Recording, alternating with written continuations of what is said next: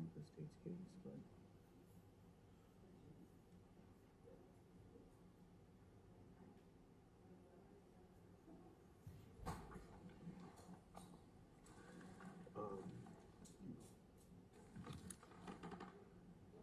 you might need to explain that he generally practices civil law, right? And he does testify in those cases as far as a criminal case. There's nothing wrong with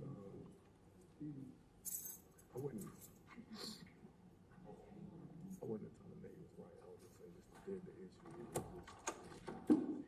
we support, like that he wants us to buy some information. But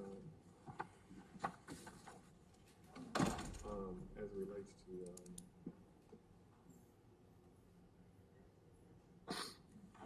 he's only brief. You gotta give him brief. You gotta deal with his brief. He's trying to get him picked completely. Mm-hmm.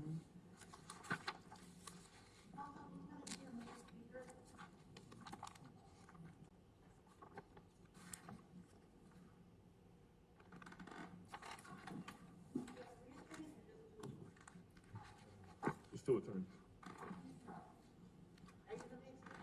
We're kind of splitting the argument.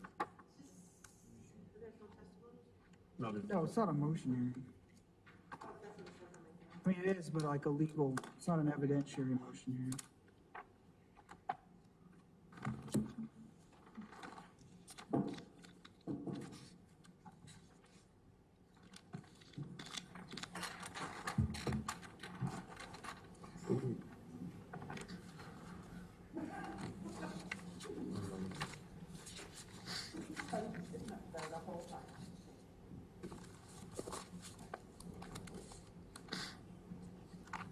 This is your motion. For what? This is on.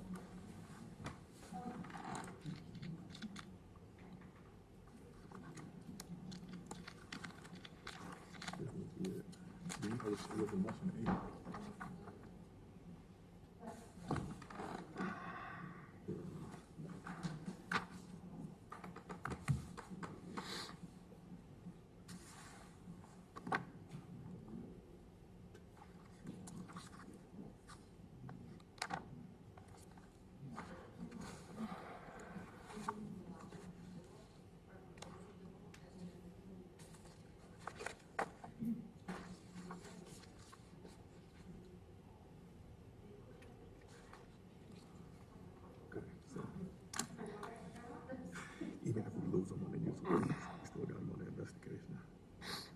The motion was these areas, which are these Continue. continue. You can ask for just educating the jury on the continuum. So you want out of this, right? Because you dealt with that. Continue. He didn't receive that training.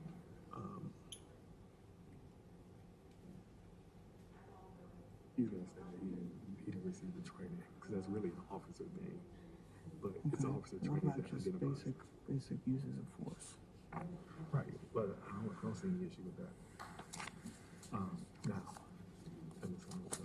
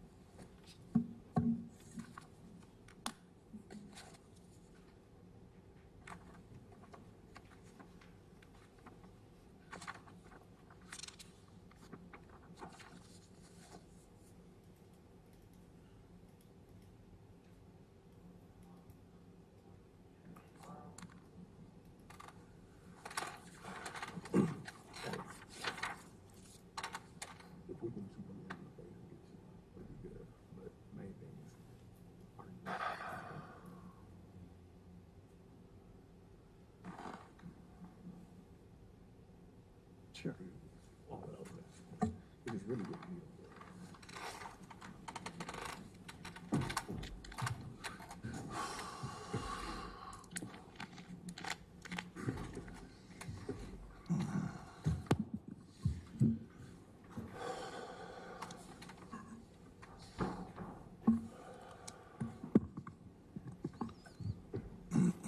All right, Barb, you can call it. State of Wisconsin versus Theodore Edgecomb, 20 C-3535, appearance. Grant Shooter for the state. Afternoon, Your Honor. Anika Mott on behalf of Theodore Edgecomb. B.I. Lamar also on behalf of Theodore Edgecomb. All right, the case is here today on a number of motions, some motions in limine, some other issues that need to be addressed.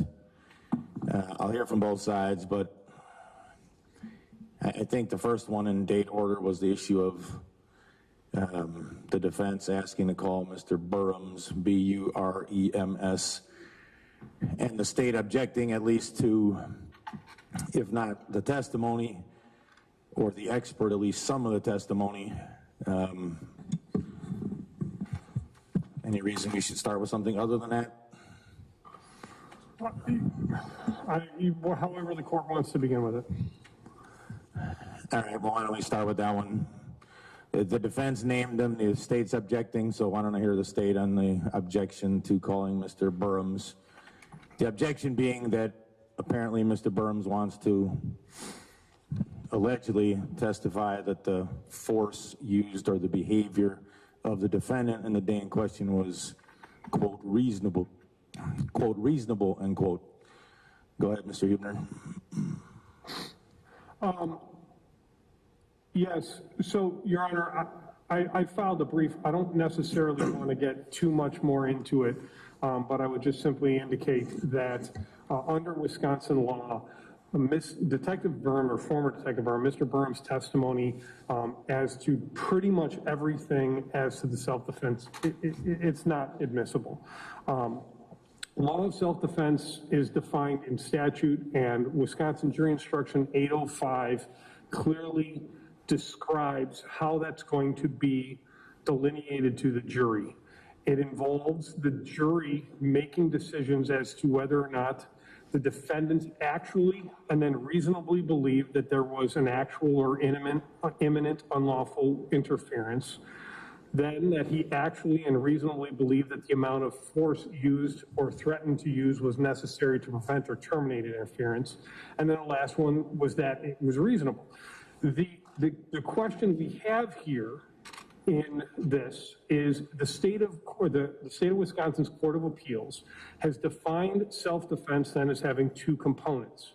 One is subjective, which means he actually believed, and the second is objective, which is what the jury has to determine whether or not said beliefs were reasonable. And this spells out in this case because, and as the court knows, we still have an amended information. So this will spell out first-degree intentional homicide. If he actual and reasonable will be spelled out to the jury and how it plays out into lesser included of second-degree intentional, first-degree reckless, second-degree reckless. The defendant is the only person who can testify as to what he actually believed. Mr. Burham's opinions, they're irrelevant as to that. Whether or not Mr. Burham's believes that the defendant actually believed it, it's irrelevant. No witness is allowed to testify as to what another person believed, or more importantly, what the defense is attempting to do with Mr. Burham's is to get him to say that the defendant is being honest about what he's saying, and you can't do that. Right, let me jump in. That's clearly the law. So defense have something I'm missing? Because that's absolutely correct. No witness gets to say another witness's actions, in this case the defendant's actions, were reasonable. They don't get to comment on the accuracy or validity of a defendant's statements. They don't get to put themselves in the position of the jury. The state's correct on the Richardson case. Your Honor, first we'd like to bring to the court's attention that Ricky Burhams was to testify on two different issues. The first issue involving investigation and the standard norms involving the Milwaukee Police Department is not at issue, but we did want to kindly note that Ricky Burns was to testify on 2 issues. As to the second issue that is brought by the state's objection regarding the reasonableness of Mr. Edgecomb's force, we would concede that Mr. Burns to not provide testimony as to the ultimate issue as it relates to the reasonableness of Mr. Edgecomb's use of force. However, we do believe that Mr. Burns should be able to testify as to potential threats, what a use of force is, the use of force consortium. We believe that his testimony would be helpful for a jury's understanding of to at least what constitutes a threat in that regard. That would still allow the jury to be able to decide the ultimate issue as to the reasonableness of Mr. Edgecomb's actions. So for that purpose, we have conceded with the state as to the ultimate issue as it relates to the reasonableness, but we believe that Mr. Burns should be able to testify as to at least what constitutes a threat. He has, substantial experience in that issue, working as a Milwaukee Police Department homicide investigator, has testified numerous times in his court. So for that limited purpose, we would ask the court to allow his testimony for that. Your Honor, I'm going to object to that as well. They're stating that they want Detective Burns to testify as to what is a threat, and then to also testify in their moving papers as to the continuum of basically what they're referring to as what an individual law enforcement training is in the continuum of the use of force. First of all, Detective Burns testifying as to what something is or is not a threat is simply them attempting to get Detective Burns to say that the defendant is telling the truth, that he thought it was an actual threat. Right, which is not going to happen. That is not going to happen. No witness is testifying to that, period.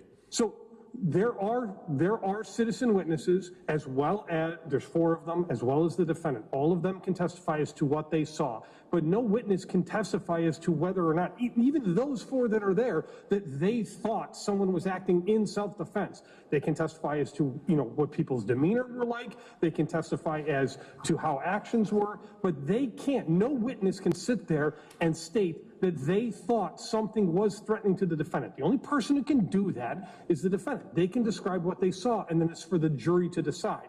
The next thing the defense wants is for Detective Burns to talk about the continuum of use of force.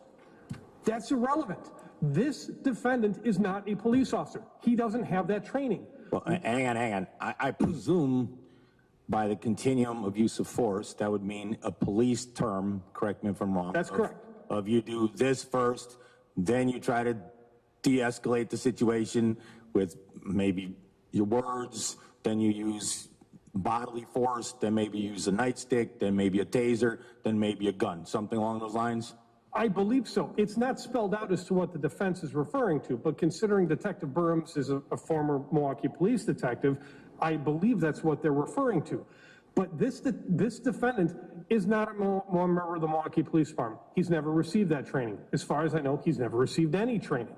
As far as I know, he's never even gone to a concealed carry permit class. So that training is irrelevant as to this defendant. What matters is what this defendant, at that moment, what he is going to articulate and what witnesses saw. That's it. What may have happened in some Milwaukee Police Department training and how a Milwaukee police detective states that a Milwaukee police officer would have handled that situation is irrelevant for the jury's decision as to what the defendant was doing that day. So all of that for Detective Burns' testimony is irrelevant. It should not be brought in. The case law is very clear. The first part, yeah, if that's what they want to bring in and have him testify as to his expertise as a homicide detective and certain things that he thinks should have been done, fine. They can call him as to that. But attempting to get this jury to evaluate whether or not the defendant actually believes something and then reasonably believes something based on Milwaukee police training he never got is irrelevant, and therefore it should not be allowed in. Yeah, and if we could respond briefly. we've already conceded on the issue of Mr. Burns testifying to the ultimate issue, so that's not at stake as it relates to the reasonableness. However, Mr. Burns has testified. He's actually been called by the state on numerous occasions, over several hundred homicide cases, and testified to what constitutes a threat. So, he was obviously credible in when it was the state's interest, but now he's doing it so on the defense side, and now the state takes issue at that. A threat is still a threat. He's not testifying as to reasonableness of Mr. Edgecomb's actions. He's only testifying to what constitutes a threat, period. That's all that we're asking for. We've already conceded as it relates to the reasonableness issue. As it relates to the use of force continuum, that is, we understand that to be a continuum that is basically reasonableness. It constitutes reasonableness for an officer and also for dealing and de-escalating situations. Obviously, if a jury is to consider what is reasonable, that could be helpful. But even if the court decides that the use of force continuum evidence should not come in by Mr. Burns, as it relates to what constitutes a threat, again, Mr. Burns has testified several hundred times in this court for the police department on those issues, and he should be able to do so when it's a defendant at issue. Your Honor, I would like the defense to name me one case where Detective Burns has taken the stand and stated to a jury that he believes something was a threat to an individual. Name one. Hang on, so would I. Well, A case number that occurred in Milwaukee County. well, the state hasn't asked for any type of addendum to Mr. Burns' CPD. Counsel, I'm asking. Well, Mr. Burns is not here right now, but Hang on, counsel. You just represented that he's testified hundreds of times in this court. For me, this court means me. I don't care what happens in front of other judges. I don't care what happens down the hall.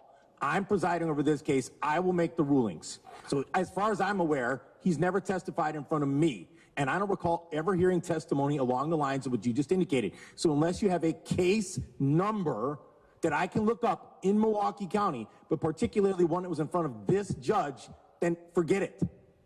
You guys cannot just make blanket allegations from the defense without supporting it. You didn't support it in writing, and now it's not being supported on the record.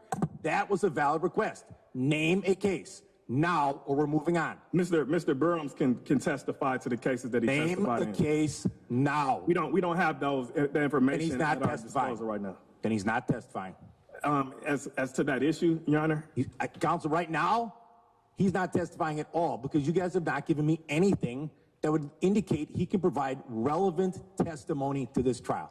well, Your Honor, we'd ask that we would have a Dauber motion where he would be able to provide such testimony. I don't honestly see the point of that. I mean, he's testified in several cases. The Mensa case, Counsel. He's done it with other judges' argument does not work with me. Mr. Huebner knows that. Mr. Ahmad should know that. I don't care what other judges have ruled. Period. Now, if the Court of Appeals has made a ruling, fine. If the Supreme Court has made a ruling, fine. But just because someone allegedly testified in front of a colleague on a nameless case where I don't know what the merits of the case were, I don't know what the allegations were, was it a homicide, was it an armed robbery? You can't just throw things out there like, well, he's testified hundreds of times. I've never heard his name. He may have at some point testified in front of me because I've had hundreds of homicide trials. But he's never given testimony like that. Mr. Burns is not going to take the stand and say that your client's actions were reasonable or that they were unreasonable. That is the province of the jury, period. Let's move on. Your Honor, If Mr. Burns and the defense had better provide some documentation by the end of the day tomorrow, because on top of everything else, gentlemen, I'm tiring of you guys filing document after document after document. We had a hearing 2 weeks ago, and every day over the Christmas to New Year's holiday, another document came flying in. Additional motions limiting, new experts, supposedly new witnesses that were found. I'm tiring of it. If I get some documentation, Mr. Burns could potentially testify about the investigation that occurred or took place by MPD. That's the end of it. Was it an adequate investigation? Yes or no? Was it thorough? Yes or no? But he's not going down the other two paths, period. It's inappropriate, and you guys know it's inappropriate. Next, Your Honor, and I don't know if defense counsel would have potentially another thing that they would like to discuss, but I think potentially the next most important motion eliminated by the defense was their motion to exclude a portion of the poll cam video. The court, we heard arguments on this. The court stated that it would make a decision. It needed a little bit more time. My suggestion here is, and just so the court will remember, this is a video that happens and captures what happens seconds before the one video that we've all seen, which captures the homicide. But right around that corner, there is the confrontation in which the defendant punches the victim in the face. Right, I've paid attention. There's allegedly 3 confrontations. Some confrontation allegedly that's not caught on camera. Correct. The confrontation where the defendant punches before we get into this argument later, punches the victim, punches Mr. Clearman through a window, apparently. Then there's the confrontation that ultimately is the fatal confrontation, right? Correct. And I'm almost positive the defense is not attempting to prevent us from using the video that shows the actual homicide. There is an argument that the defense is making that the video that shows the punch is unduly prejudicial over its probative value. What I would suggest at this point is, could we potentially show the court the video? And because the court hasn't made a ruling on it, and I don't want, in case the court rules against me, I don't want this video potentially out there in a way in which the jury could see it. I've got my computer, I've got the CD, we can all go into chambers right now, I can play it for the court, and then we can talk about it. Is that fair? Defense have any objection to that? No, Your Honor. Okay. Fine.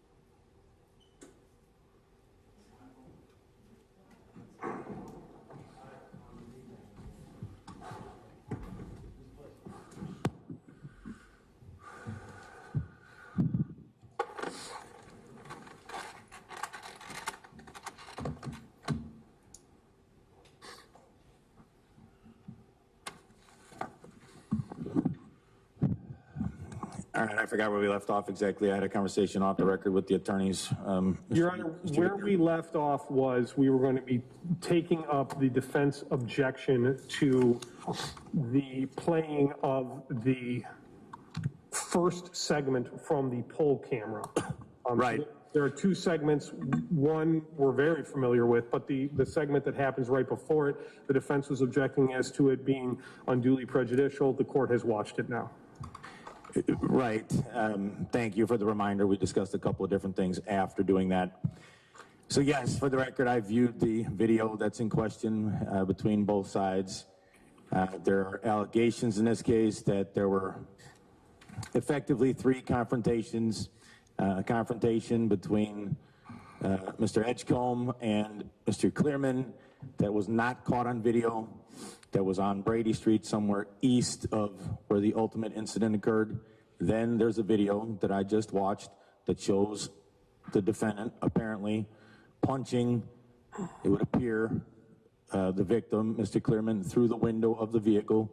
And then Mr. Huebner has represented to me that that occurs, and I'm familiar with the area, within seconds, maybe 5 or 10 seconds of what ultimately leads to the fatal confrontation 5 or 10 seconds later, which is just around the corner from Brady Street, as I think they turn onto Holton Street, or at least the bridge that leads to Holton Street.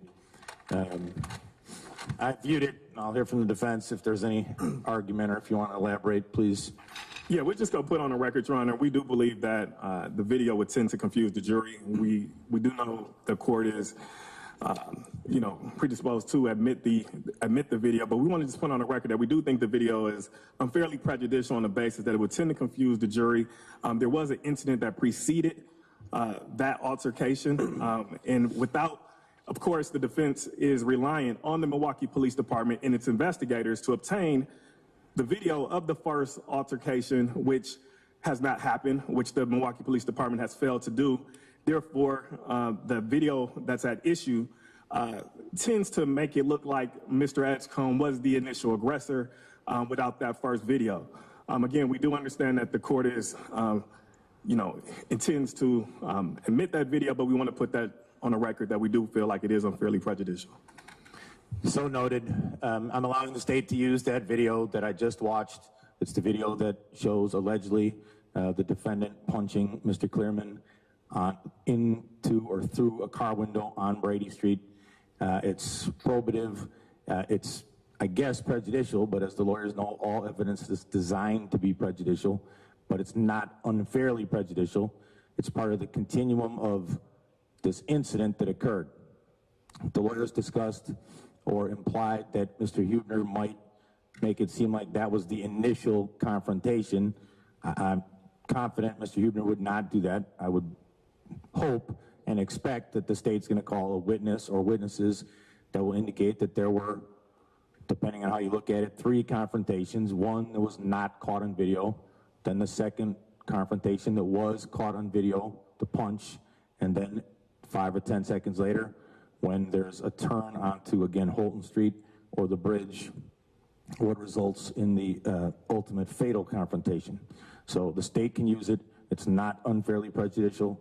It's part of the continuation or continuum of this incident and what occurred over the course of 30 seconds or a couple minutes, all of which the jury should be able to see and weigh appropriately and effectively as they deliberate the allegations in this case. There's a number of motions eliminated. Was there anything else, Mr. Huebner, you wanted to address before I turn to the defense motions? Well, yeah, these are basically all defense motions, so we can just deal with them. Basically, yes, but so the defense filed 3rd motions in limine. The first motion in limine is requesting exclusion of photographic evidence due to the danger of unfair prejudice. Number 2, it's the haircut issue, getting the defendant a haircut. Number 3 is an issue regarding how the state addresses various individuals during the trial, individuals and other persons, either that are testifying or may be referred to during the trial. And then number 4 is the testimony of a potential witness I'll hear from the defense on the exclusion of photographic evidence, but I'll just say this. I mean, I've tried by now, I'm sure 100 homicides in my career. If not 100, at least 75 or 80. The state gets to put in evidence that is sometimes gory. It may include a dead body. It may include someone who, I mean, I've seen people that have been stabbed to death, people that have been shot in the head, people that have had rigor mortis set in because their body wasn't seen or found for a few days. The state can introduce that. They can't belabor it. They can't introduce 15 photos of a dead body because I'm not going to let them turn this into an attempt to, obviously, as the defense mentions, disgust the jury or make it more difficult for the jury to be fair and impartial. But the state gets to introduce the evidence. Usually what I allow is anywhere from 2 to 4 or 5 photos. I've never allowed a state to, Mr. Huebner or anyone else, to belabor it. The state may have 20 or 30 photos of the deceased. They're not going to introduce all of them. Having said that, is that enough of a ruling, or do we need to discuss it further? Mr. Huebner? Well, Your Honor, what I will say is I've given defense counsel the numbers. I sent them, they already have the CDs, and then I emailed them all the numbers that I intend to use. From the crime scene, there's a lot of pictures of blood. I don't actually spend that much time on the body as much, but obviously the blood and how the body cam, I plan on using one body cam small snippet because the manner in which the victim's body is found by the police, I think, is relevant, especially to some of what I expect to be claims by the defense in terms of self-defense. The main thing with it, Your Honor, is from the autopsy, and I want to be very clear. I'm not using any of the internal photos. I'm not using, because those are irrelevant for purposes of this. I'm not using large photos of the victim's body. I didn't use any of the photos from the autopsy prior to the cleaning because that's just got tons of blood, and I think that that gets beyond the point of where I'm going. What is important here is that the victim has a gunshot wound to his head, and there's stippling. And that stippling is important because it's a range of fire characteristic in which the medical examiner will be discussing the approximate close proximity of the barrel of the firearm to the victim's head when he's shot in the head. Now, unfortunately, because it is to his head, I wasn't able to get photos that some of them are a little bit gory. There's 2 that I'm thinking about, and had defense counsel asked me about it, I would have told him, because they do show the eye in a manner in which I think is a little disturbing. My plan was to either put a Post-it note over that when we show it to the jury, or even just cut that portion of it out. We can crop that down. What's important here is for the jury to be able to see how close this weapon was. And by the way, that's beneficial to both sides, because it is a fact that the victim walks towards the defendant and then the defendant shoots him in the head. That is what the jury is going to be asked about here. And so I'm going to limit it. I will also state this, Judge. You know me. I will make certain the court sees all of the photos before they go before the jury. Gentlemen. Judge, I received a list of the photos that Attorney Huebner intends to use. So far, I'm not sure of the photo that he's referring to regarding the stippling. There is a little bit of blood depicted in 2 of the photographs, maybe more than a little bit, a moderate amount. I think this will have to be determined photo by photo, like day of trial when the photos are presented. The question is, what is the value of of that specific photograph, and what is it supposed to show other than blood? I think the state would need to assert that, and if we did, then I don't think we'd have... Well, the state's, sorry to interrupt, the state's point is if there was stippling, I forget if it was a P or an F. The P. If there was stippling, the state's going to use that, I presume, to show that this was an intentional or reckless homicide because he was at close range and shot someone in the head. Is that correct, Mr. Huebner? That's exactly what I was going to say. That's relevant. That's the definition of relevant evidence. If there's stippling on someone's forehead, that means the gun was at close range. And that's not me saying that. That's based on testimony I've heard from dozens and dozens of experts, including medical experts and the medical examiner and others over the course of decades. Well, I don't think we'll have a problem with the judge, given what Attorney Huebner stated about removing certain. Well, why don't we just Graphic leave it at parts of this? The state can use photos, obviously. To a degree, they have to use some photos to prove that there was a homicide. Each photo will be shown to me during the trial. If there's an argument on a specific photo, first of all, I expect both sides to play by the rules, and both sides know generally what the rules are. If there's an objection to a specific photo, I'll take that up during the trial. How's that? That's fine, Judge. Thank you, Judge. All right. Mr. Ahmad, the issue of your client getting a haircut, has that been resolved? It appears that in a couple days he will get a haircut. He is aware of that date. We have spoken to the jail administration about that, so we'll confirm with the court that it in fact did happen when it happens. Fine.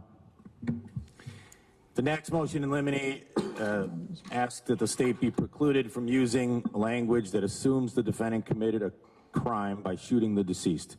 Such language, such as the use of the word victim, or that the defendant committed a, quote, crime, or that officers arrived at the crime scene is being objected to. Mr. Huebner, you want to address that? Then I'll give the defense a chance to follow up. Well, Your Honor, first of all, I believe I would say that the officers arrived at the homicide scene, and there's no question as to whether or not this is a homicide. The question that we're going to be apparently dealing with here is whether or not it's a justified homicide. Now, I would note, Your Honor, that in terms of referring to the defendant as the defendant, he is the defendant, but referring to the deceased as the victim, Your Honor, even in what the defense is arguing, this is not like you would potentially have in some cases where there is a question as to whether or not the crime even occurred. And therefore, if no crime occurred, or no incident occurred, or nothing happened, then therefore, there's a question as to whether or not someone's a victim. And as the court has seen some of those cases where that might be at issue. In this case, the deceased is dead. He was shot in the head. And in this case, there's not a question as to whether or not he was the victim of a homicide. It's a question as to whether or not he was the victim of a justified or unjustified homicide. So in that case, I don't believe referring to the victim as a victim in this case in any way is prohibited. The defense shows no case law to support this contention. This court has never ruled that way in any of its cases that I've been aware of. And it might be in a situation if you were talking about, I don't know, something involving... Right, what the state's saying, and I'll hear from the defense, is this court, as the lawyers know, and as a lot of people know, presides over homicides and sexual assaults. Throw in child abuse and child pornography, and that's the entirety of my calendar. In the situation of a sexual assault, obviously there are circumstances at times where a victim or alleged victim may have made up an offense, so to be called a victim could be prejudicial. That's your argument, Mr. Huebner? I was going to use something potentially along the lines of maybe two partners in a law office, and one says one steals money and the other says, no, I was entitled to it as part of our sharing agreement. But that would be where I would say that the argument being. In this case, referring to the deceased victim as a victim, I think is appropriate. Now, well, let me just jump in, and I'll hear from the defense, because in this case, there's no dispute, as Mr. Huebner said, that there was a homicide, and there's no dispute, correct me if I'm wrong, that your client shot Mr. Clearman. The only question in this case is going to be, was it a homicide or was it self-defense? Judge, that's true, but also I think the court can consider, if you want to look at alleged crimes, you know, one could argue that alleged crimes were committed by the Clearmans as well, in terms of reckless endangering safety or going armed with a weapon, disorderly conduct, things of that nature. So that's another basis for our request, is if they're going to use those terms, then I think it would be fair game for the defense. Further, Your Honor, we also want to bring attention to Wisconsin Jury Instruction 805, which discusses self-defense, and it allows such actions, which we believe Mr. Edgecomb's actions would fall in, if he reasonably believed that such force was necessary to prevent an imminent death or great bodily harm to himself. Secondly, we also want to bring to the court's attention to note that Mr. Edgecomb enjoys the presumption of innocence. We believe that no one is a victim in this case until it is proven in a court of law.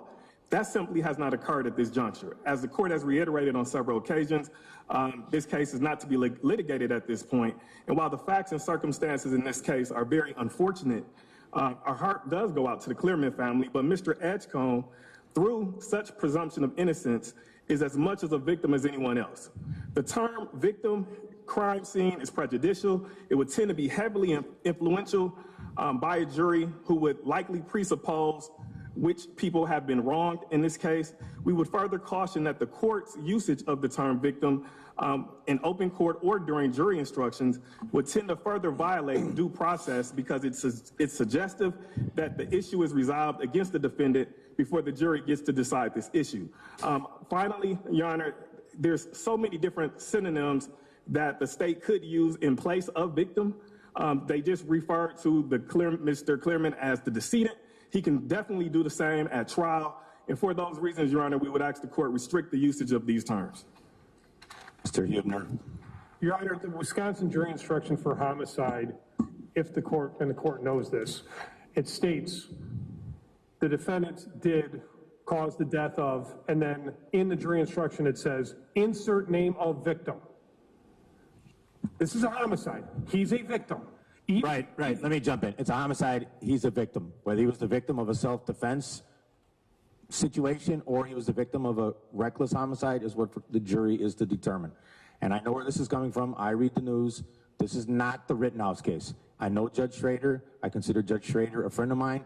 I have never required the state or told the state how to refer to somebody when they're on the stand. Now, if the state uses the word victim 752 times, I'll probably tell them to back off, because they'll be belaboring it. But I'm not going to tell the state how to try their case. And there was a victim in this case.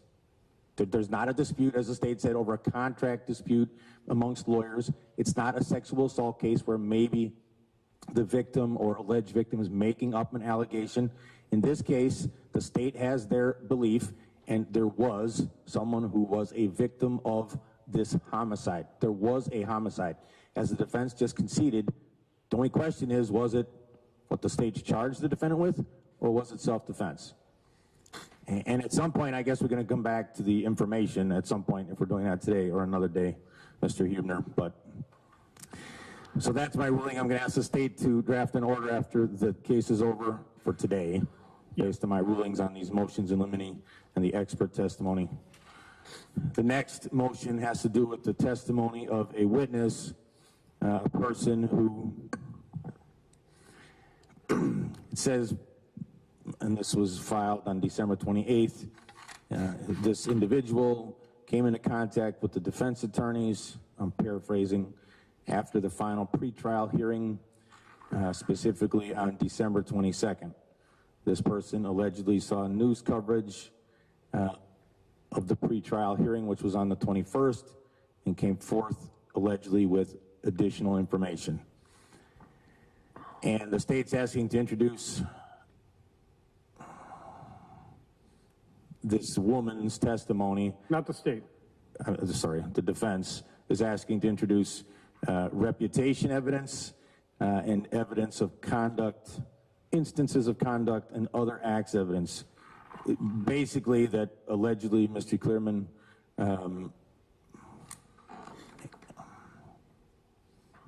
I mean, for the defense, it's pretty inflammatory language. Well, Judge, I don't have to repeat it, but the motion states what that language is, and it's relevant in this case because that's what, when Mr. Edgecomb testifies, that was the same language that he had heard.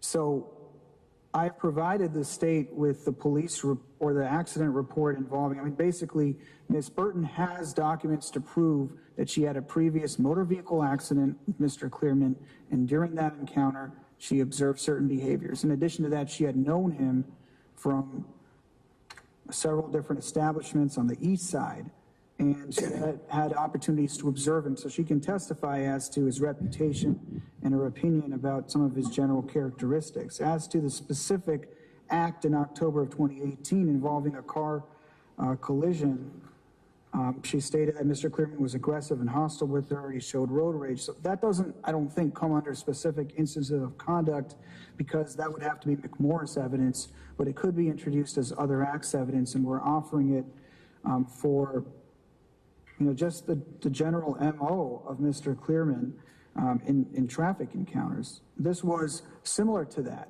These two acts are similar in nature in terms of he had some sort of road rage incident with Ms. Burton involving alcohol, involving, certain belligerent language, inflammatory language as well. And then apparently there were some racial slurs. His wife was also present at the time. I provided counsel with photographs even from that day. She also could testify as to his habit and routine as far as what she had observed and how many times she had seen him in bars. The state's already preemptively filed their own character witnesses, which, if this evidence is introduced, then they could offer that in a rebuttal. But the state's already provided a list in case the defense seeks to do that, and we do have a witness that came forward based on her viewing things in the media.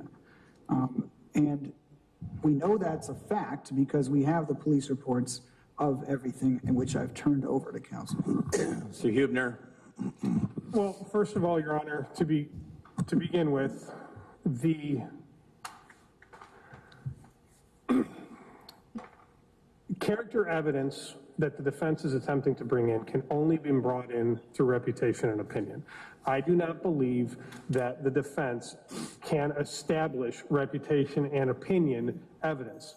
And that is because by their own submissions to what they've provided to me, this witness does not go to any of these places anymore. So whatever this reputation or opinion may have been in 2018, and I think it's highly suspect, especially considering some of the allegations that this witness has made, and I'd prefer to refer to them not on the record right now. If we need to, we can talk about it, but they're outlandish claims. Right. I'm specifically not using the terms because, gentlemen, they're outlandish allegations. Maybe they're true, but the allegations are using incredible slurs, about the worst slur you could use against an African American and the worst slur, or one of the worst, you could use against a Latino. And I'm supposed to believe that Mr. Clearman was doing this routinely all the time in front of witnesses at bars like left and right, including about his wife. I mean, Mr. Mott, that's a very tall climb. You want me to believe that this witness that showed up on the scene a day after what was supposed to be our last hearing and now has incredibly vile, spurious allegations using two of the worst words you can use, two of the biggest pejoratives you can use against a Latino or an African American, and that Mr. Clearman was doing this like left and right, every day, all the time. That's a lot. Hang on, the state still has the floor. That's a lot for the court to swallow. I would also note, Your Honor, that, so that's that portion. I don't believe that the defense has provided that this witness is in fact a member of the community that would know the reputation of this, of the victim in this case. They talk about the fact, as a matter of fact, she talks about the fact she stopped going to these bars according to her own claim, she's not even in a situation to know the reputation of the witness. That is why I don't think that should be allowed in, at least as it stands right now. Maybe the defense can have some more. What I am concerned specifically about is, and more so than anything else, is their attempts to bring in specific instances of conduct through this witness. And first of all, the defense needs to understand that reputation doesn't allow you to sit there and say that this person has a reputation because I saw him do this, and this. That's not reputation evidence. That specific instance, that's prohibited. So almost all of the things that the defense has put in there is this woman speaking to alleged specific instances which are not allowed. And they would not be allowed until and unless the state then introduces its own reputation and an opinion evidence, which we've noticed, and obviously then if we do so, this could be revisited. But in their case in chief, to sit here and say, well, I saw him do this one time, and I saw him do this one time, and this is how he refers to people, that specific instance, under Wisconsin state statute, that is not allowed. Reputation and opinion are very small areas in which she can just sit there and say he has a reputation for that. But even within their own, what they're talking about, it's not current. It's supposedly 4 years ago, and additionally, and I think this is important, by someone who makes outlandish claims as to what she thought actually really happened during this homicide, and also was involved in an automobile accident with the victim. That, again, and then getting to the specific instance that they're attempting to bring in as other acts of modus operandi. It's not, there was supposedly a vehicle collision between these two. Actually, there was. We have the reports on it, but nobody got shot. Nobody got punched. Nobody got attacked. How does that have any relevance to this situation in which, in this case, it wasn't the defendant driving, or sorry, it wasn't the victim driving. The defendant punched the victim, and then the victim follows him and is shot in the face. It has no relevance whatsoever to this incident. And that is why that prior altercation should not be allowed in. If they can establish reputation and opinion, which I don't think they can at this point, then that's fine, and that can be that limited testimony. But all of these horrendous allegations, some of which defy logic, I don't think should be allowed in because they are, again, specific instances, and they're not reputation and opinion. Okay, Judge. All right, I'll hear from the defense on the two issues, the specific instances of conduct as opposed to reputation and opinion. But go ahead.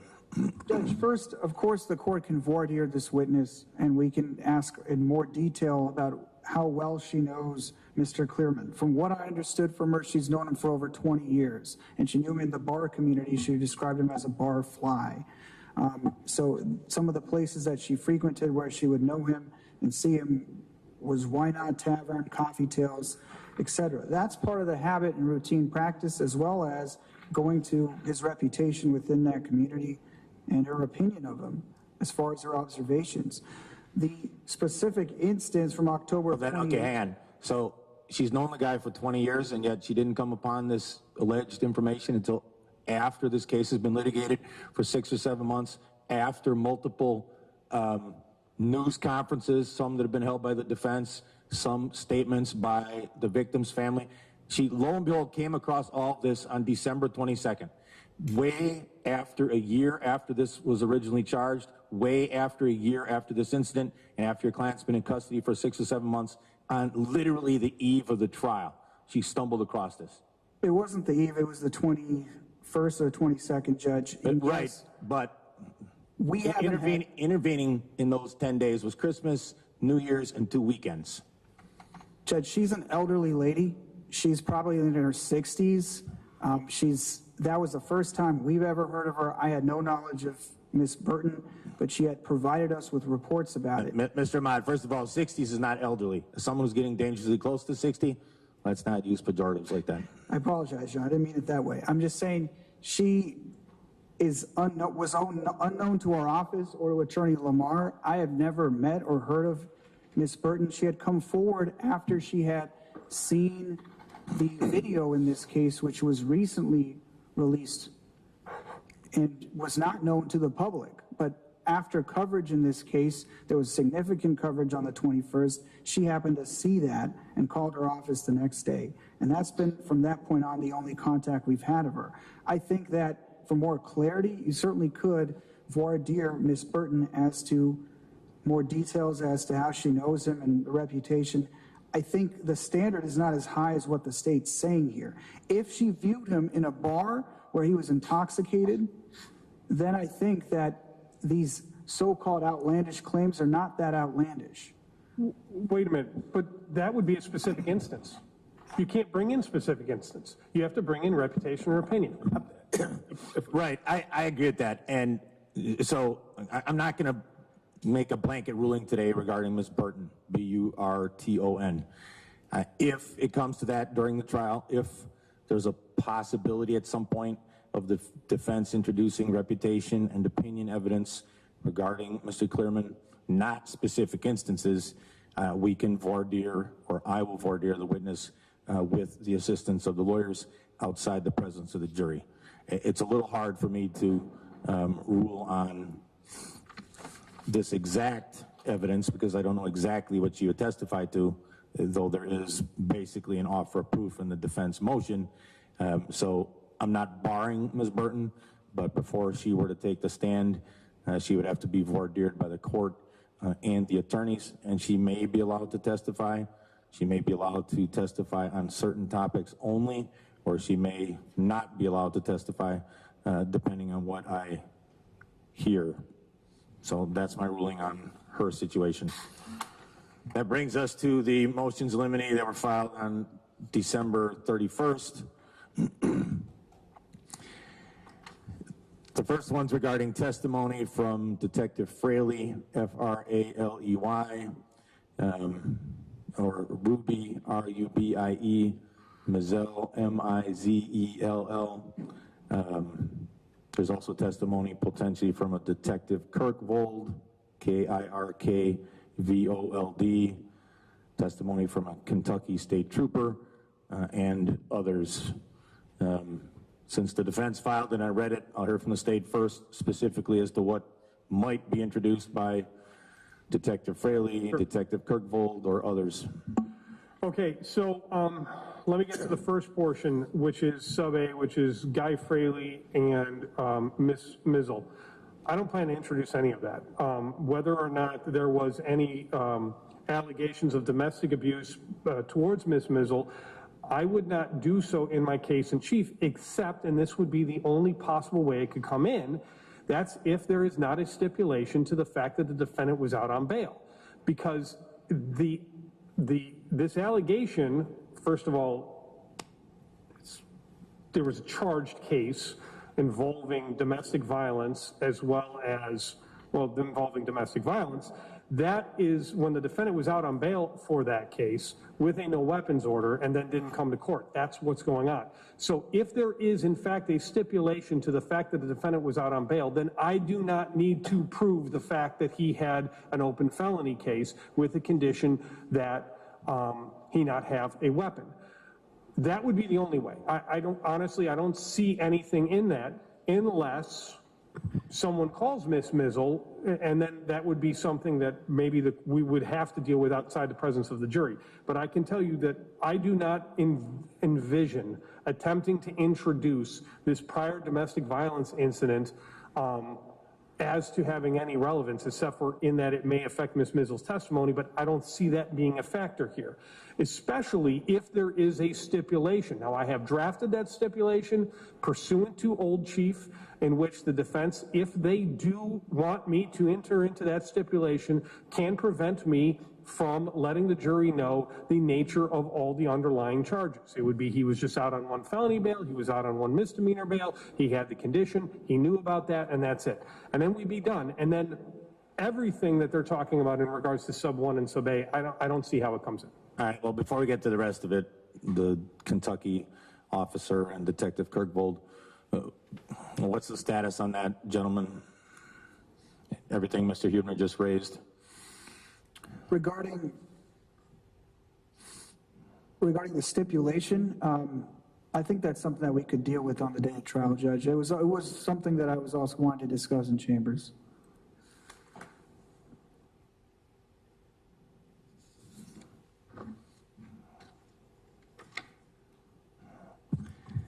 All right, we can potentially do that in a minute. All right. But let's talk about Detective Kirkvold and the Kentucky State Patrol officer. Your Honor, first of all, regarding the nature and circumstances of the traffic stop, I don't plan to be getting into that. What was found inside the defendant's vehicle, I don't plan to be getting into that, other than when they do a search of the vehicle, they find his ID card, which is how they know that he lied to them. And, Your Honor, you have already ruled, pursuant to consciousness of guilt evidence, that when the defendant flees the state, that's consciousness of guilt. I included in my motion this very conduct, that when the defendant, and we talked about it a lot at the last hearing, and the court ruled within parameters it can come in. When the defendant is stopped, by the way, and I think this is very clear, he's stopped in a vehicle, a rented vehicle, that is rented by Ruby Mizzle, who he had no contact order with, but it's rented by her. He states that he is going from Texas to Kentucky. That's not true. And he also, when asked for a name, says he does not have identification and provides a false name and states that he was licensed outside the country in the Bahamas. All of that, Your Honor, I think is clear consciousness of guilt information, because the defendant is attempting to avoid being captured for this homicide. And that is important, as the court has already ruled. Consciousness of guilt evidence is important for the jury to determine whether or not the defendant is being sincere in regarding his claims of self-defense. The fact, as the court has said, had the defendant stayed on scene, called 911, done all of those things, that'd be one thing that the state would have to deal with, and the defense would be making a big hay out of that, and I would have no argument to keep that out. The same is, the reverse is the same here. This defendant left the scene, then he left the city, then he left the state, and when someone pulled him over, he lied about his name. Lying about his name, I'm not going to make a big deal out of it, but at least the fact that he lied about his name and claimed that he was from another country is relevant for this jury to understand that he did not, in fact, believe he was operating in self-defense. He was trying to get away with it.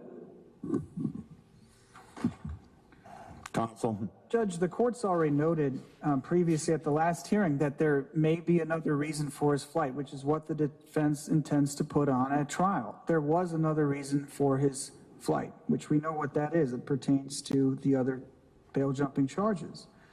In this case, I know counsel told me he already agreed that we're not going to get, well, that's also pertaining to the same incident with the trooper and Detective Kirkvold. That is letter C. As far as, you know, what is the scope, this is what we had mentioned at the previous pretrial hearing, is how detailed are we going to get into this after the fact conduct? How probative is that? How much time is the state going to spend on everything that transpired after? Because none of this stuff relates to the 24 seconds, you know, we see in the video before the shooting. I think the parameters got to be narrowed here. We're talking about some of these small little details. At some point, it's just going to become very cumulative. Well, as far as that testimony, I mean, yes, I ruled that the consciousness, the flight, concealment, consciousness of guilt evidence can come in. It's pretty black letter law. There's a jury instruction that specifically discusses the impact or lack of impact of, again, flight, concealment, consciousness of guilt.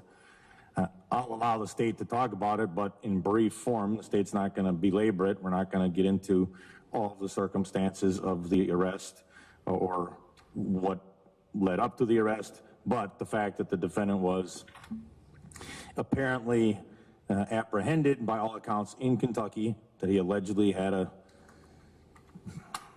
may have had a false information or not had an identification or given a false name, that's relevant to the state's attempt to prove that this was a homicide.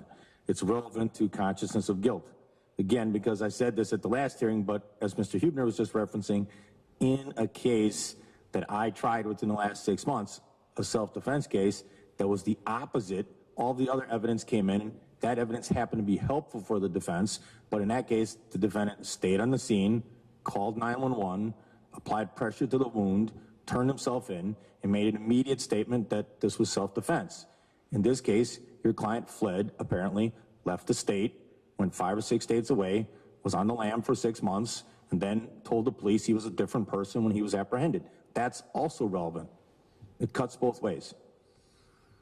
Anything else we need to address today, gentlemen? And by the way, yes. Unless it's an emergency, I don't want any more motions filed in this. The trial starts next week. I don't want to see a new motion come in every single day between now and next Tuesday, unless it's an emergency that I need to deal with, and I'll deal with it on the day of trial. That goes to both sides. Yes, Your Honor. The only other thing, Your Honor, that I think should be addressed is the next portion, which is sub C of their motions in limine.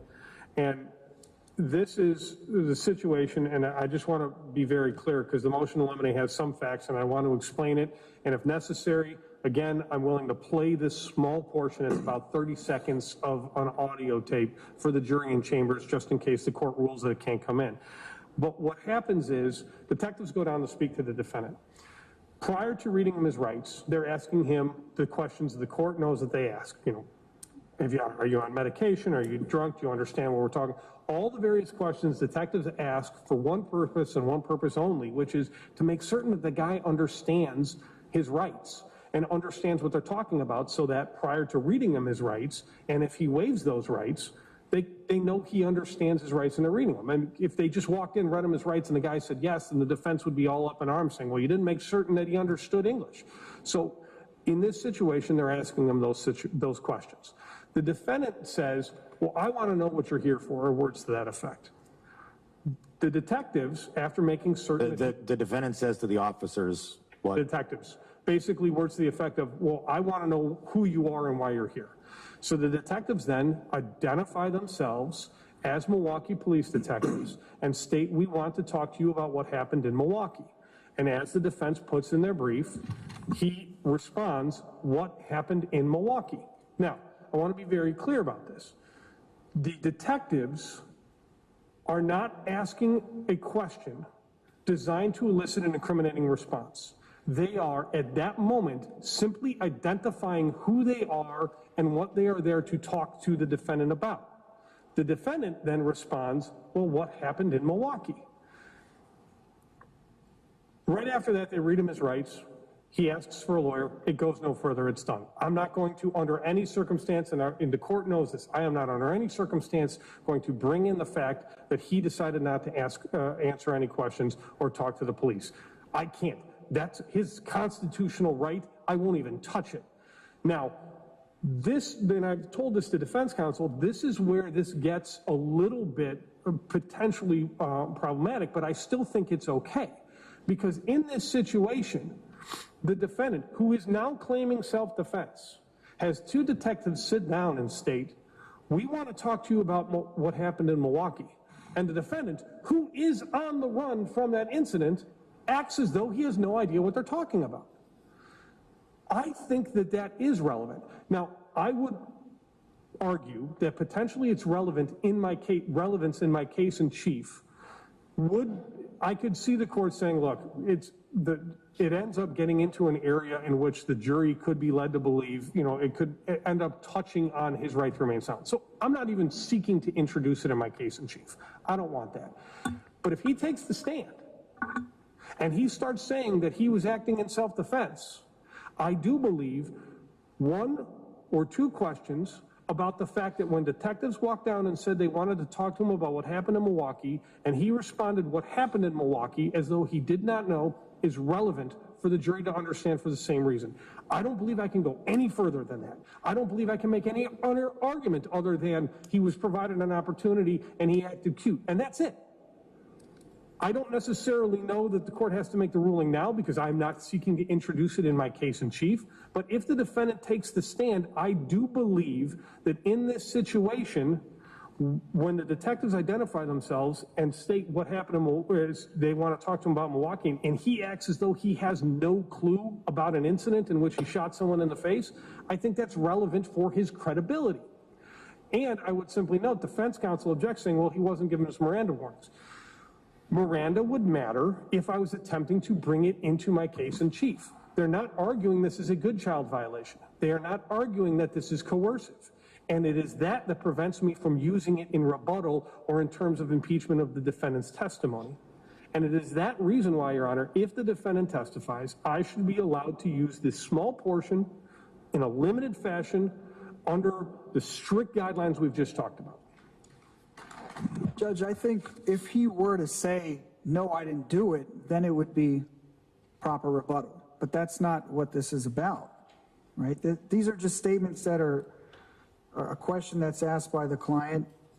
He doesn't know who the detectives are. They've come all the way from Milwaukee to Kentucky.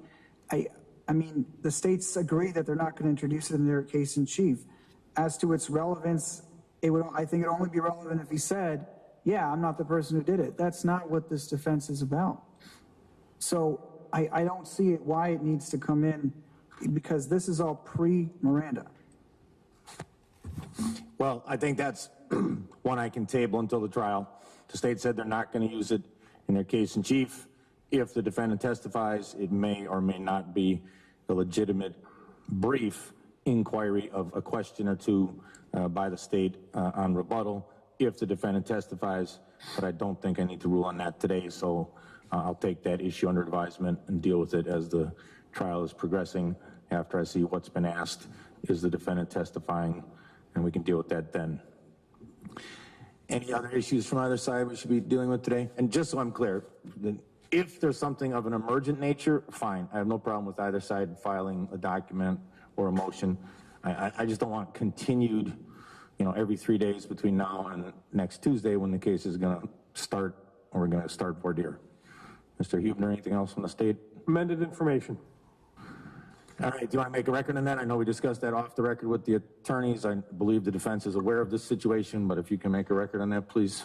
Your Honor, from the very beginning, I have told the defense that if we were to try this case, I would be filing an amended information. I filed it several months ago, I believe, I think in November, if I'm not mistaken. We've put it off until the final pretrial. We ran out of time at the last final pretrial. Then the jury trial, we know what happened there. So we have the opportunity now. It is timely. It is related to the charges for which the defendant was originally charged. I think it's a proper filing. I don't believe the defense is objecting, so I think we should, because I don't believe there are grounds to object, so I think we should do the arraignment of the amended information. Judge, I am not stipulating to that. I know we've talked about it multiple times. In this case, we have a video which shows a threat of force, and then Mr. Edgecomb's response to that. Now, whether that was reasonable or not, that's a jury question. But for the state to try to allege when we know for a fact there was self-defense involved, whether that's unreasonable or reasonable, again, that's a jury question. We have, at most, a second-degree reckless homicide. He shot a person in the face, and that's a jury question. And by the way, all that matters at this point is whether or not probable cause of a felony was found. At that point, any felony that is wholly related to the incident is allowed. The defendant took a gun and he shot a person at close range in the head. Whether or not that is intentional or reckless, first or second, is something the jury can consider. The state is well within its right. The defense has been placed on notice. There is no prejudice to the defendant in terms of the filing of this information, and that is why it should be allowed in at this time.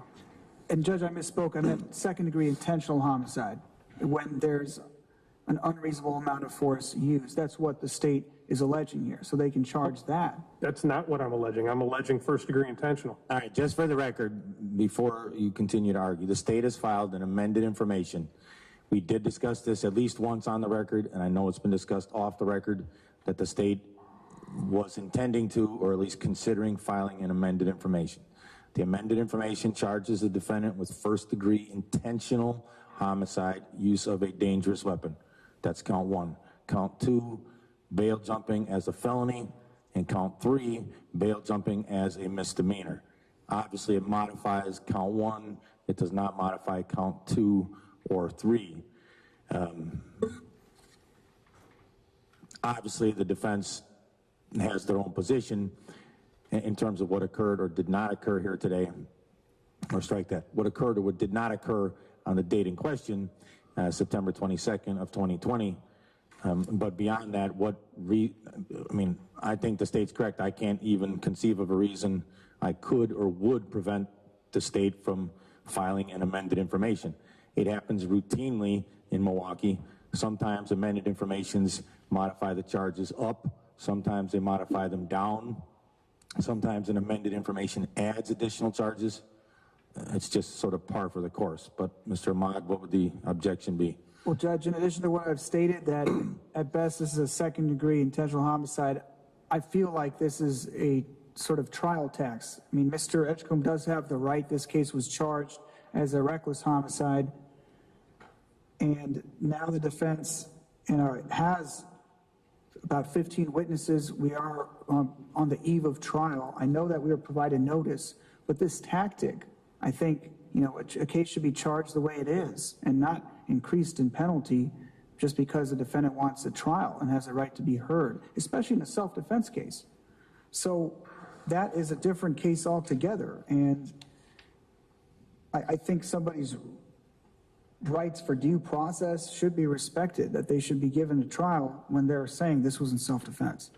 And now Mr. Edgecomb is going to face a first-degree intentional homicide charge that carries a mandatory life sentence if he's convicted. And it just ups the stakes. But we are going to proceed to trial, Judge, as planned next week. Mr. Hubner, you want to make a record on it, please?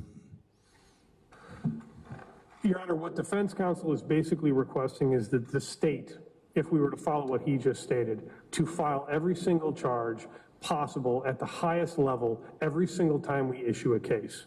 That's not appropriate. That would be an abuse of discretion. In this case, I issued a charge that I believed, starting off with a first-degree reckless. I have been very clear, as the court knows, that in those situations, I am willing to negotiate. But if this goes to trial, I am going to try it as a first-degree intentional. The defense is that he intended to kill somebody.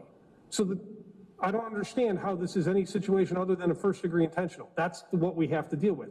I cannot issue a second-degree intentional, although a jury could convict of that if they so choose, because I cannot concede under the statute that I am unable to prove first-degree intentional. That's what I have to concede. I don't, because I do not believe I cannot prove first-degree intentional. So I cannot issue a second-degree intentional because I cannot concede that in good faith. I do not believe it. I don't believe the evidence supports it. Here's what matters.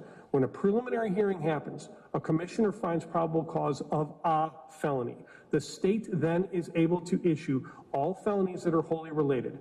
Clearly, first-degree intentional homicide is related to first-degree reckless homicide. It's an appropriate charge. In this case, the only objection the defense could make is if they did not have notice. They've had notice for months that this was coming. There is no reason not to allow the filing of this information. And Judge, just for the record, we are not alleging that he intended to kill him. He intended to act in self-defense or intended to shoot. Those are two different things. Right, but in any event, the state's correct. The state can file an amended information. I know that the state has told me and told the attorneys previously on more than one occasion that if this case is not resolved, the state intended to modify the charge from first-degree reckless homicide to first-degree intentional homicide. They filed the amended information. The defense has had notice. Count 2 and count 3 remain the same.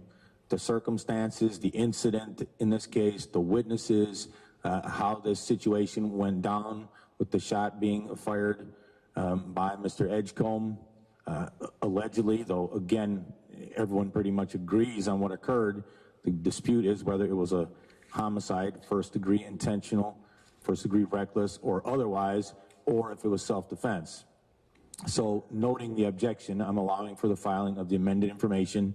Counsel, you'll waive reading, I presume? Yes, and we would ensure a not guilty plea at this time. All right, I'll accept the waiver of the reading. I'll accept the not guilty plea on behalf of the defendant on counts 1, 2, and 3. Again, it's only count 1 that's being modified.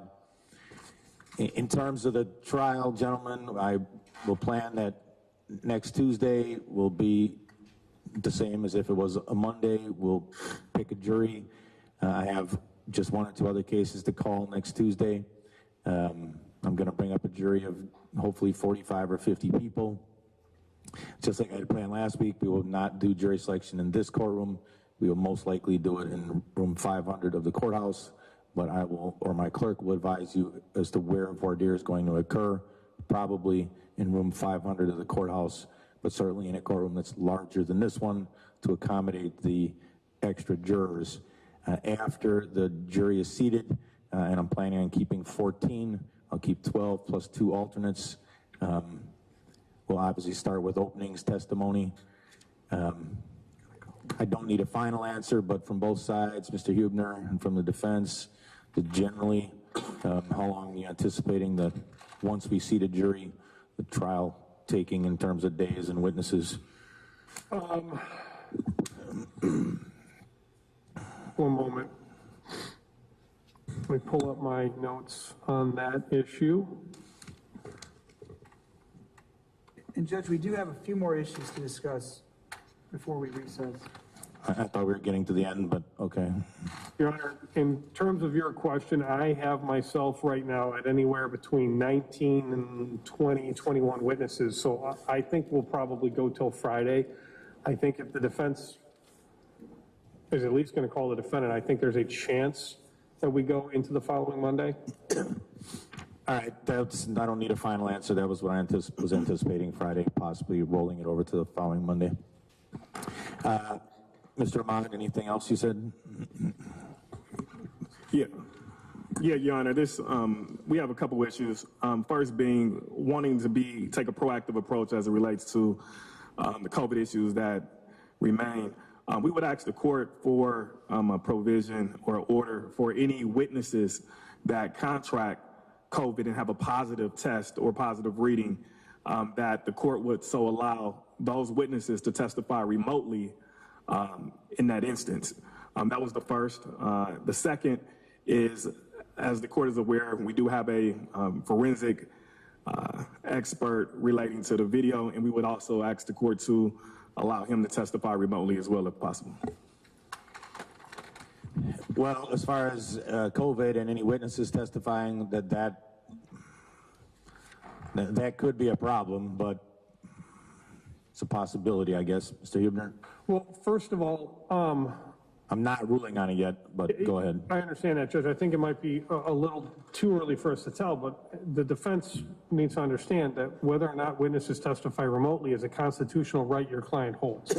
And so he would have to give up his constitutional right to confront the witnesses in front of him. So we would have to, before we could make any ruling, have to have a colloquy with the defendant that he is giving up a constitutional right, because that's what's happening there.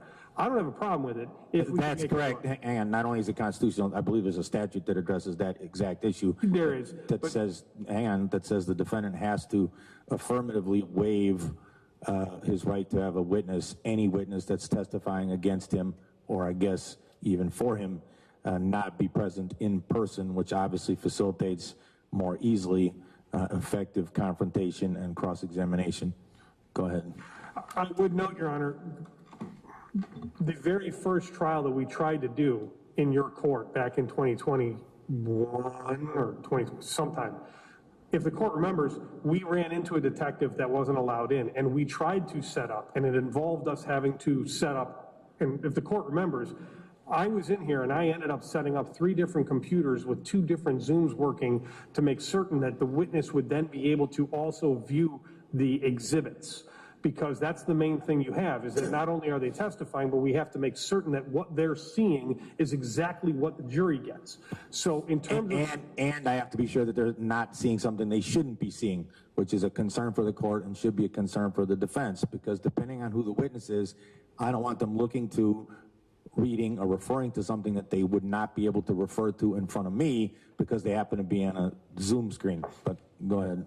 I can, in terms of any of the state's witnesses, if that is something the defendant, the constitutional right the defendant's willing to give up, I believe I have set up a system that we can do it.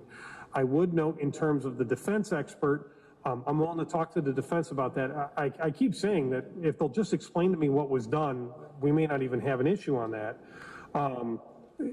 The main thing with it is, in terms of him testifying, I don't necessarily have a problem with it being over Zoom, as long as we make certain that what he is showing is what we are introducing in evidence here. It can't be something from his computer. It has to be something that we introduce from this computer and is moved into evidence from here. Which expert are we referring to? That's going to be the video expert, I think. It's Mark Robinson, I believe. We provided the state a copy, a side-by-side. And.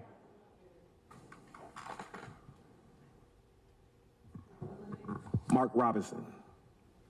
We have provided the state a side-by-side of the video, which obviously there's not many changes at all. The only thing that's really changed is just a little bit brighter to give clarity so that it's easier for the jurors to be able to see. But that's really the only change. And like I said, the state has been in possession of that for at least 2-3 weeks now. And I have been, but I would note that the defense keeps asking me to stipulate to it, and I've stated I'd be willing to if they'll just tell me exactly what was done to it. so I can make certain that what was done to, what they're saying was done to it, I can recreate or talk to my people. I haven't been told it. If they either let me talk to the expert and he can walk me through it, or, you know, tell me exactly what they did to it, all I've got is 2 videos, and I have no idea what has been added or changed to a video that we got from the actual source. And that's my concern, because I don't know what has been done to it. I'm sure, and look, I assume the defense attorneys are like me, they probably don't know, because it's a tech thing. I mean, no, we don't know it. I just want somebody to sit there and say, I use this program. Then I can go to a guy that actually understands computers, and he can tell me whether or not, you know, what changes that have, and then I'll let you know if I have an objection or not. I don't think I will. I just want to know what I'm agreeing to.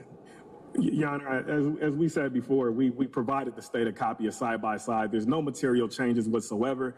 I'm happy to arrange a conference or call this week with the state so that he can, you know, hear from the expert himself. Again, there's no material changes. The only thing that you can really see is that the video is simply brighter. That's about it. But yeah, we're happy to arrange that. Hang on, let me jump in. Then you guys work on it, you guys discuss it, try to come to a stipulation or an agreement so that I don't have to rule on that particular issue. I'd prefer to avoid testimony that's not in person for all kinds of reasons.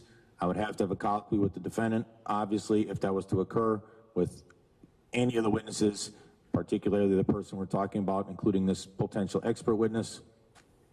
But you guys talk about it, figure it out. Well, let's try to have it resolved by next week so we don't have to argue about this next Tuesday. Thank you. Anything else, guys? Yes. Judge, given the realities of COVID and what's going to happen next week during voir dire, I want to know if the court would allow us to submit a proposed jury questionnaire. Given the severity of this case, I mean, it's not something I normally would request, but given the realities of where we're at, might make voir dire a bit smoother. I can imagine there's going to be all kinds of logistical issues with a voir dire of 50 or 60 people on the panel. Your Honor, Well, there are some potential logistical issues, yes, and there are logistical issues and issues related to COVID, which are unfortunate, but Mr. Huebner? Your Honor, I would just simply note, I've done cases where there are jury questionnaires. Personally, I find them, I don't know how helpful they are all the time, but one of the things that we require is then you have to get all the 50 people in a pool. Then we have to go down there with the defendant, and because the defendant has a right to be there when we have all of these confrontations, or all these talks with the jury. Then we have to provide them the jury questionnaire. Then we have to Let me provide them. jump in, all of which is not going to happen in Milwaukee County. It's just not going to happen. If the defense and the state, or either, want to submit a few questions that the court would ask from the bench for voir dire, I'm fine with that. Mr. Ahmad and Mr. Huebner have had trials with me. You know that generally I stay out of voir dire. I introduce the basics of the case. I tell them how long the case is expected to go. I read the allegations. I ask some basic questions.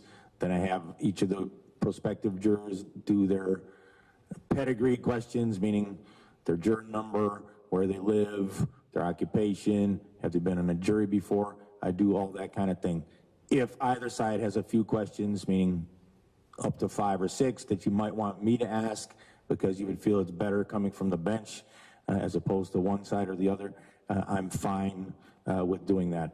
But in terms of other issues, I mean, Mr. Huebner's correct. I'm not going to know who the 45 or 50 jurors are until they show up in court next Tuesday. Working with jury management in Milwaukee, they have their challenges, I'm sure, but it's not always particularly smooth and particularly easy. So again, I'm going to keep 14, 12 plus 2 alternates. I expect voir dire to be done on Tuesday, certainly. I'm not going to let voir dire drag on for days or even innumerable hours. I expect both sides to, you know, to get to the point to ask appropriate questions, questions that are appropriate for voir dire. If either side wants to submit 5 or 6 questions, or for that matter, 2 or 3 that you might want me to ask, that's fine. I'll consider that, and we can take that up further on Tuesday. Judge, with regards to alternates, I think it'd be a good idea to have more than 2, just because, let's say someone contracts COVID. Mr. Mott, if somebody on the jury panel contracts COVID, the toilet, it's gonna, unfortunately, the case will go down the toilet. It'll be a mistrial because there's no way, if I have 14 jurors that are sitting next to each other, even with plexiglass, that's gonna go forward. It would be very, very unfortunate, but I think 14 is appropriate. So state want to weigh in on that? I mean, COVID's a problem. I mean, I don't need to belabor my situation from last week. I read an article, I think in the New York Times, that referred to last week as the week that all of America called in sick because everybody and their brother, including multiple Bucks players, Mike Budenholzer, NFL players, everybody, it seems, either was positive themselves in the last 2 weeks or knew somebody that was. There's also been outbreaks in the jail, in the House of Corrections, in the DOC. Hopefully that does not affect Mr. Edgecomb, but, you know, some of this has to be a game day decision. So I'm going to keep 14. I think that's plenty. It's adequate for a trial that should be done in a week, whether that's Friday or the following Monday. Anything else from the defense? Yes, Judge. We did file an objection to jury instruction 815. I did talk to counsel about this. I think at this time it's premature technically because we have to review all the evidence before we get to jury instructions and what's appropriate. But essentially we know what the basic facts are.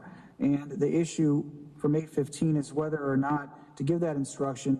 In this case, we know that there was retreat and there was notice of that. So it kind of cancels, given that the defendant regained the right to self-defense, it kind of cancels out the necessity of 815. And it just, I mean, we can listen to the evidence and then make a ruling, but that is essentially what our argument is. I don't expect that to change. I'll listen to the evidence. I'll make a ruling after we hear the evidence. Mr. Huebner, anything else? No. Mr. Mead? And then, Judge, just for the record, I want to make the argument that, again, consciousness of guilt evidence can't be reconciled with jury instruction 805, which just says, you know, you're not to evaluate the case from your viewpoint now. You got to look at it from his viewpoint at the time that the force is used. So I don't see what he did after really matters according to the law of self-defense. I understand the state is going to put that evidence in any sort of case they can where flight's involved, but then when there's an affirmative defense, and then that's what the instruction says, how do you reconcile the two instructions? Would say, don't look at this in hindsight, but then we want you to consider everything after the fact. I mean, how does that logically make any sense? Mr. Huebner, you can have the last word, then we're done. Your Honor, consciousness of guilt is what the defendant did in terms of his mindset. The moment he committed this act, he took off running.